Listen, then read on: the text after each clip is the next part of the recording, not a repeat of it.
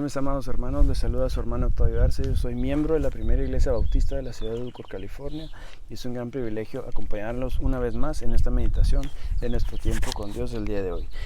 El día de hoy vamos a estar meditando en el capítulo número 11 del libro de Hechos, en versículos del 1 al 18.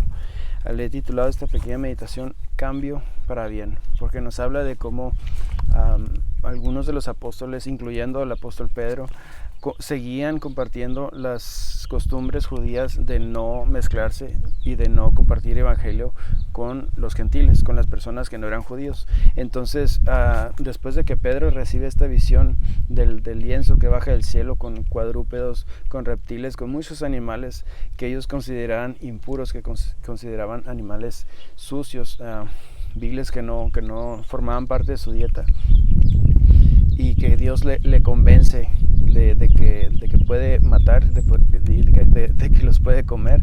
Entonces Pedro comprende de que hay que hacer un cambio. Dios nos está ordenando hacer un cambio para mejorar. Entonces el cambio para bien lo podemos encontrar en dos enseñanzas en esta pequeña parte de la escritura.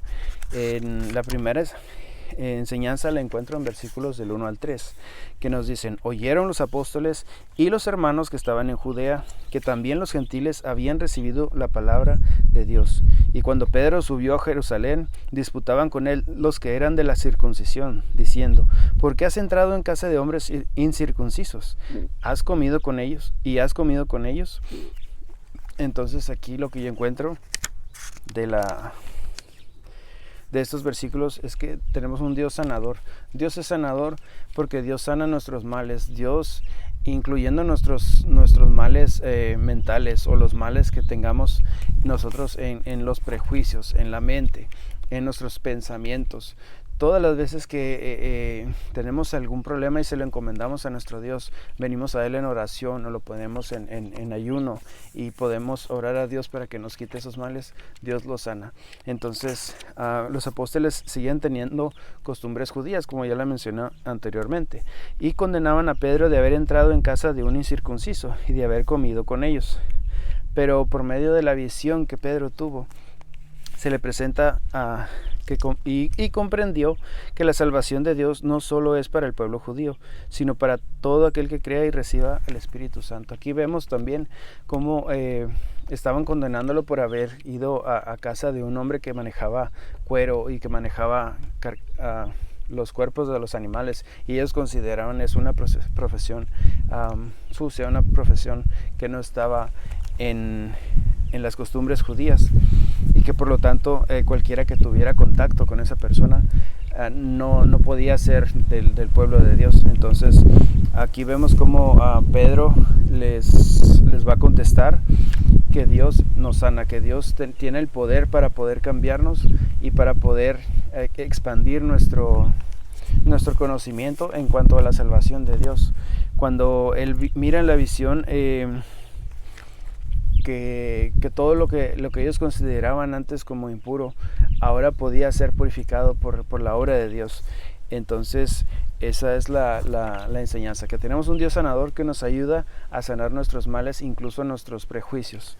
La segunda enseñanza yo la encuentro en versículos del 4 al 18, que nos dicen: entonces comenzó Pedro a contarles lo sucedido, diciendo: estaba yo en la ciudad de Jope, orando, y vi en éxtasis una visión, algo semejante a un gran lienzo que descendía, que por las 4 puntas era bajado del cielo y venía hasta mí. Cuando fijé en él los ojos, consideré y vi a cuadrúpedos terrestres y fieras y reptiles y aves del cielo. Y oí una voz que me decía: levántate, Pedro, mata y come. Y dije: Señor, no, porque ninguna cosa común o inmunda entró jamás en mi boca. Entonces la voz me respondió por segunda vez: lo que Dios limpió, no llames tú común. Y esto se hizo 3 veces, y volvió todo a ser llevado arriba al cielo. Y he aquí, luego llegaron 3 hombres a la casa donde yo estaba, enviados a mí desde Cesarea. Y el Espíritu me dijo que fuese con ellos sin dudar. Fueron también conmigo estos 6 hermanos, y entramos en casa de un varón, quien nos contó cómo había visto en su casa un ángel que se puso en pie y le dijo: envía hombres a Jope y haz venir a Simón, que tiene por sobrenombre Pedro.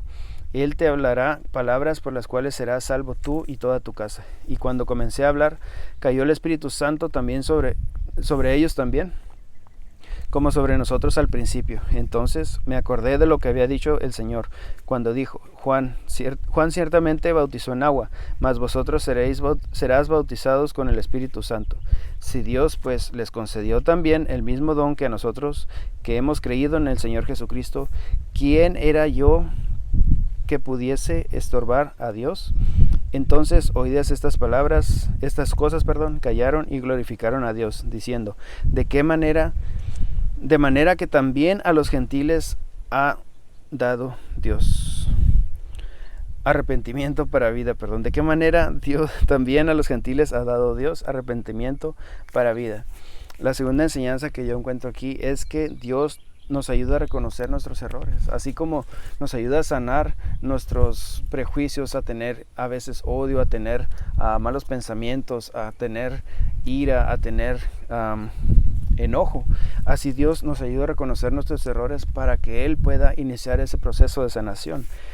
Pedro, que recibió su apostolado del Señor Jesucristo, reconoce su error al tener prejuicios. Asimismo también se pregunta, ¿quién era yo que pudiese estorbar a Dios? Aquí es muy importante hacer notar que tener la autoridad de ser apóstol no le quitó esa humildad de reconocer que no era un hombre que no era a la altura de Dios, que era solo un hombre. Y aquí comprendió con discernimiento que el mensaje que Dios le había mandado indicaba su error al seguir en las costumbres judías, al tener ese prejuicio de no aceptar a los gentiles que recibieran el evangelio. Aquí estamos viendo que se humilló ante Dios y reconoció su error, pero fue por el discernimiento que Dios le tuvo que mandar. Aquí espero yo que Dios nos guíe con su discernimiento y su palabra para poder servirle como los apóstoles sirvieron a nuestro Señor Jesucristo en estos días. Recordemos también que en estos días de la iglesia, de los primeros días de la iglesia, no había escrituras que tenemos nosotros, no existía Romanos, no existía Corintios, no teníamos esa guía para poder seguir lo que Dios quería que hicieran en ese momento. Entonces muchas veces esperaban ellos, oraban, estaban en comunión con el Señor para poder recibir esos mandatos, esos mandamientos nuevos que Dios quería que hicieran. Entonces que Dios nos guíe en nuestra vida y que podamos discernir y que podamos encontrar todo el conocimiento que Dios quiere para aplicar en nuestras vidas y para que sea de bendición para otros, así como el apóstol Pedro no se cerró a que la idea de no predicarle a los que no fueran judíos no permaneció para siempre en su cerebro, en su cabeza, en su mente. Así tampoco nos cerremos nosotros a que nada más nuestra iglesia va a ser la bendecida, sino también proclamemos ese evangelio de la paz de nuestro Señor Jesucristo para que muchas personas puedan venir a Jesús y puedan recibir esa salvación que Dios nos regaló. Espero que esta meditación sea de gran bendición a su vida y espero encontrarlos en una ocasión próxima. Que el Señor los bendiga. Hasta pronto.